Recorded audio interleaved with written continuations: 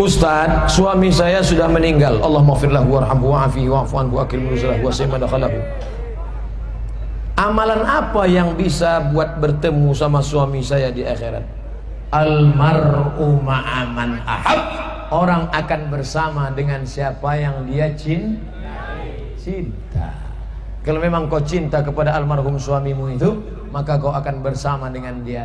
Tapi hati saya, Pak Ustadz, yang sudah kehilangan ini, bagaimana cara mengobatinya? Wasta'inu bis sabri was salah.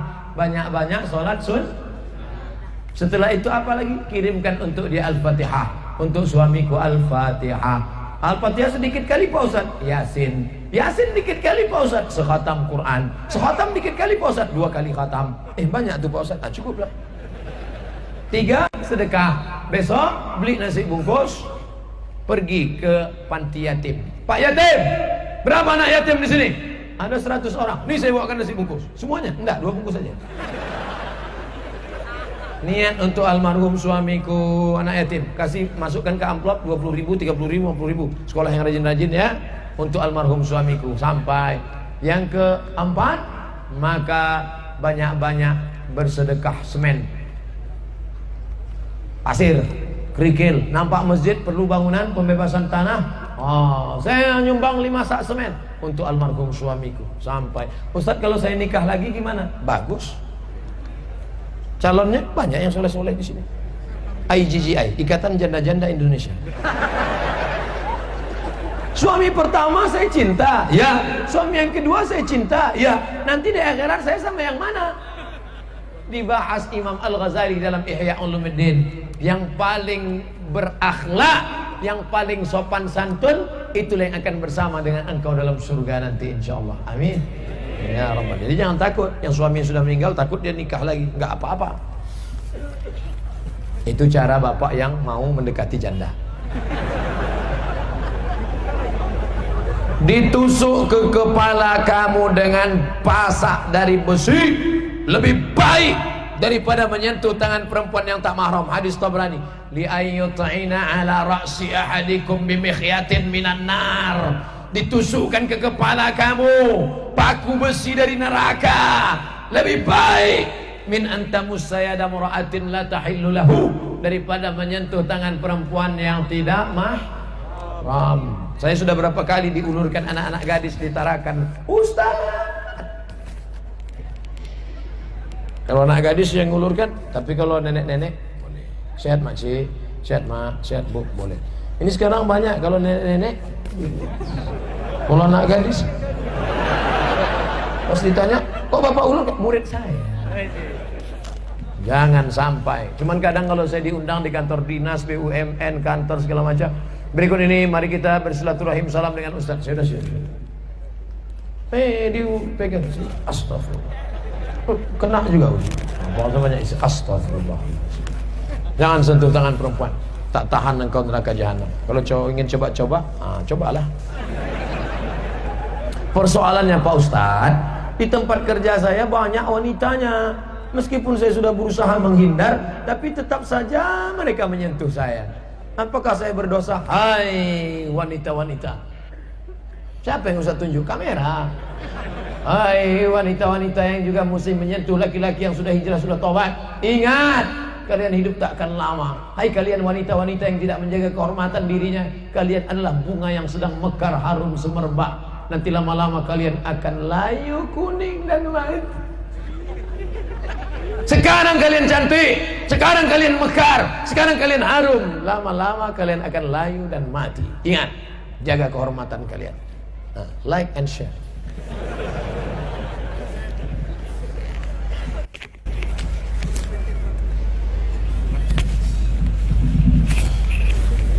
Assalamualaikum warahmatullahi wabarakatuh Pak Ustaz. Waalaikumsalam. Sebelumnya kami ucapkan uhibbuka fillah, ahabbakallahu fima ahbabtani.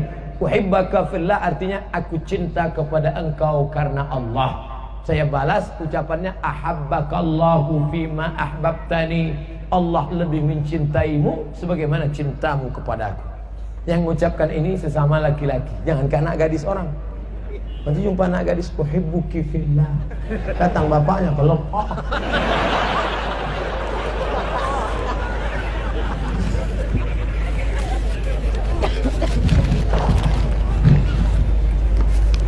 Bagaimana hukumnya menyelenggarakan acara atas nama tasakuran, tapi mengundang artis dangdut yang buka aurat, mengatasnamakan tasakuran. Tasakurannya baik dari ayat la in syakartum la azidannakum.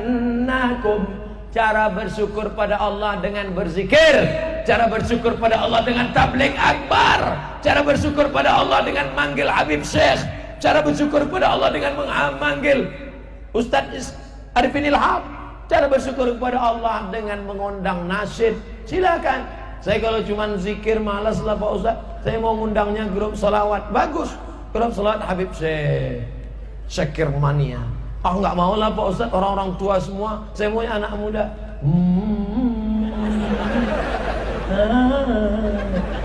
Bagus, apa salahnya? Tapi begitu kau undang artis ke atas, naiklah artis pakai rok setengah tiang, lututnya hitam bekudis, tapi karena kaos kakinya putih, nampak putih, yang di bawah atu-atu.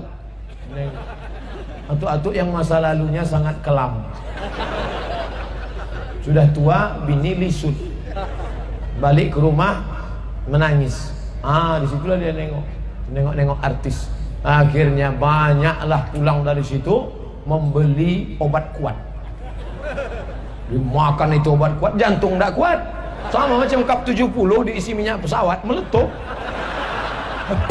Mati. Siapa yang nanggung dosanya? Anak-anak muda bernafsu dan berzina, orang-orang tua makan obat kuat mati di tengah jalan. Siapa yang nanggung dosanya? Yang mengadakan tasakuran. Bertobatlah, berhentilah.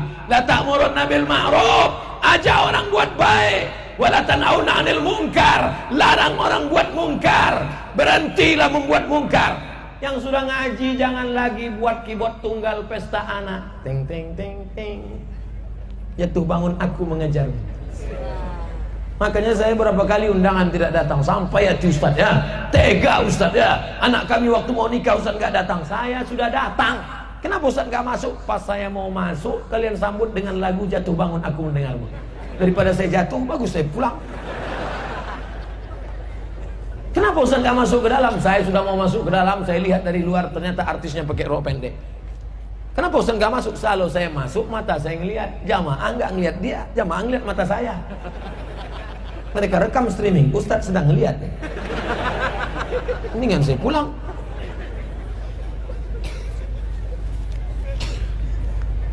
Mengatasnamakan tasyakuran tapi mengantar sesajen ke laut Pak Ustaz. Jadi manusia, makhluk ini ada dua. Alladzi waswisu fi sudurin nas minal jin wan nas. Mana yang lebih tua? Kita apa jin? Jin. Ada jin yang menguasai hutan, ada jin yang menguasai tanah, ada jin yang menguasai laut. Jin yang menguasai tanah itu namanya tukang pakang. Jin yang menguasai laut namanya hantu laut. Itu yang dipanggil, hai hantu segala hantu, setan segala setan, datang. Inilah. Maka kita disuruh meminta ampun kepada Allah. La ilaha illallah. Maka jangan minta kepada setan, kepada hantu. Apa beda setan sama hantu, genderuwo, sundel bolong, susun ngesot Pak Ustaz? Nama komunitasnya jin. Jin yang baik namanya jin Islam. Jin yang jahat namanya jin kafir. Jin kafir ini lain tempat, lain daerah, lain namanya. Kalau di Eropa namanya Dracula. Kalau di Medan namanya begu ganjang. Ganjang itu tinggi, hantu tinggi. Kalau pendek gundul namanya tuyul. Kalau jin itu mengikuti kita, waktu saya lahir dia ikut, saya makan dia ikut, saya minum saya ikut, saya ke kamar dia ikut, saya tidur dia ikut. Namanya jin korin. Apa namanya? Jin korin yang mengikuti kita kemana-mana. Nanti saya mati, jin korin saya hidup. Jin korin namanya. Tapi ada jin yang tidak mengikuti orang. Dia di warung-warung kopi, di pokok-pokok kayu. Itu namanya jin nonjok. Gak jelas kerjanya. Kasihan juga kita nengok jin. Itulah yang ganggu-ganggu. Ini jin. Maka ada jin yang di laut tadi menahan ikan. Jadi kalau dia diberi sajian, dilepaskannya ikan. Maka ulama-ulama dulu melawan jin itu dengan zikir. Afdhaluz zikri fa'lam annahu la ilaha illallah. Saya kebetulan tinggal di Riau daratan, bukan yang di kepulauan. Jadi tidak ada di tempat saya tradisi hanyut laut, tak ada. Tapi untuk mengasih makan jin di hutan ada. Jadi sebelum tanam padi, tanam sawah, itu membuka hutan, maka digali tanah, kepala kambing masuk ke dalam. Potong kepala kambing, masuk ke dalam. Datang ulama, mufti kerajaan Melayu Islam Siak Sri Indrapura. Tapi dia caranya nggak marah-marah. Ulama dulu itu lembut. Dia nggak mengatakan, setan, haram, haram. Nah, dia tanya, ini untuk apa? Ini untuk ngasih jin kepala kambing untuk jin Pak Kiai. Oh jangan. Jadi nanti kalau setannya ngamuk, kasih darah aja. Darah kambing, kasih kepalanya untuk saya. Oke, sampai sekarang kalau undangan kenduri kepala kambing kasih sama ustaz. Jinnya nggak marah, jinnya dizikirkan. Afdhaluz zikri fa'lam annahu la ilaha illallah, la ilaha illallah, la ilaha illallah. Mendengar la ilaha illallah, lari setan tunggang langgang lintang pukang. Makanya kalau suara azan dikumandangkan, ada mikrofon di atas, ada tua, ada. Allahu Akbar, Allahu Akbar. Kenapa anjing melolong mendengar azan? Karena ketika suara itu dikumandangkan, setan lari semua. Oh, jadi anjing bisa ngelihat setan? Bisa. Saya ingin melihat Pak Ustaz, pakai mata anjing.